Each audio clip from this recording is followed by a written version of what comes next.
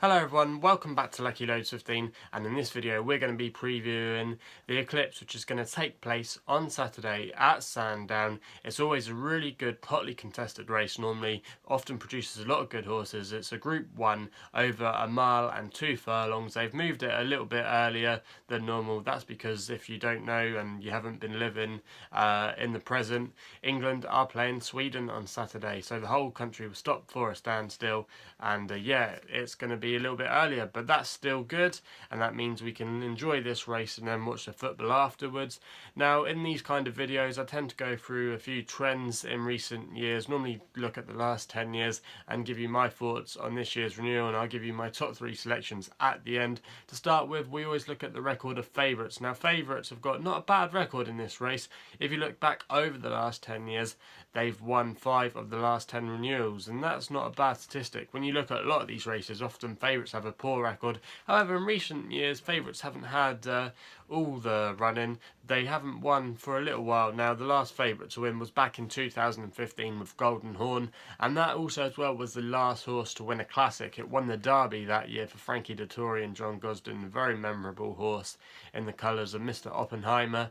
But again, you might get a winning favourite this year, and we'll touch upon that in a minute. Also as well, if you want to look at the age angle, age often tends to be around about 4 years old is the average of the winning age for a horse in the last 10 years.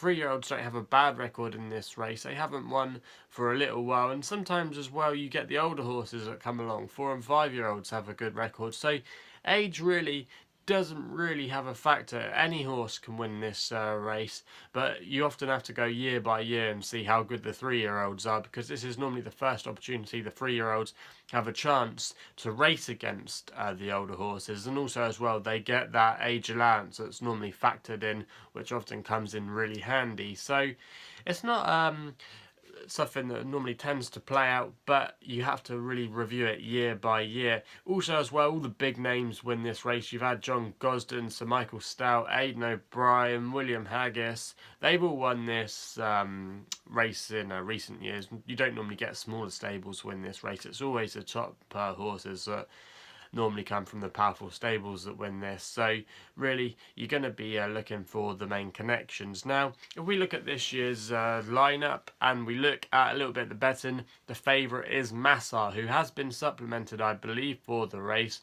They announced pretty much straight away after the Derby that this was going to be his next target. You might remember he's in the Godolphin Blue of Charlie Appleby and William Buick, both teaming up again. Best odds out there at the moment with Masar are 7-4. Now, I think Masar's a very good horse. I think he did well to win the Derby. He did a very good, impressive job.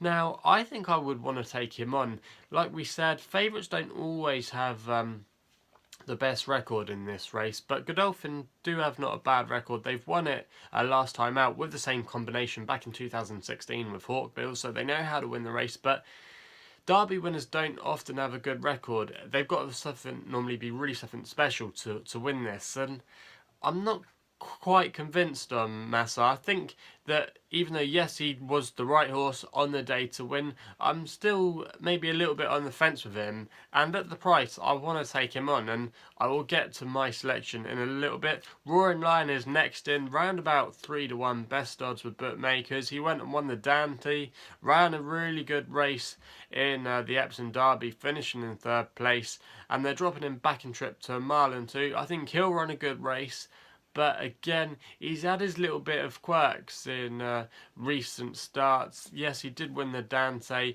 and yes, he did put it together, but I don't know about Roaring Lion. I think there could always be something a little bit better than him on the day, even though he did win the Dante impressively. I just think maybe at the highest echelons of racing, he might just get found out in a Group 1. Now, the next horse that I'm going to look at is actually going to be my selection, and I know I could be a little bit bonkers for saying this, but I genuinely think that Saxon Warrior could turn around. He's been quickly entered after running in third place at the Irish Derby at the current weekend. Now, I know a lot of people are going to say, Chris, why are you going for Saxon Warrior? He's been absolutely useless the last twice. Well, I think he's been overly criticised. He ran not a bad race in the Irish Derby. They did set it up for him, but I generally think he doesn't get a mile and 4. I don't think that's his strength. I think he's definitely going to be better, which they are doing, stepping down in trip to a mile and 2.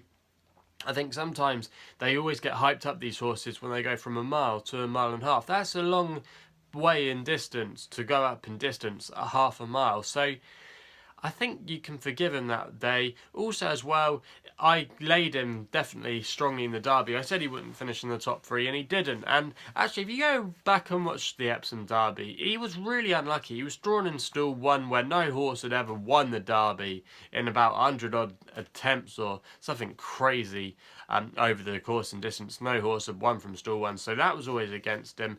And he had his chance maybe a little bit to win the Derby. He was hampered in at the crucial moment, and he never got a clear run that day. I think it was DXB came across him, and as soon as he did, that was his chance there and then to make the frame gone. And I think he was overly criticised that day. I know he was really short, but I thought at 4-1 he was massively overpriced. I think this drop back in trip will definitely suit. I just think he can just turn it on shorter,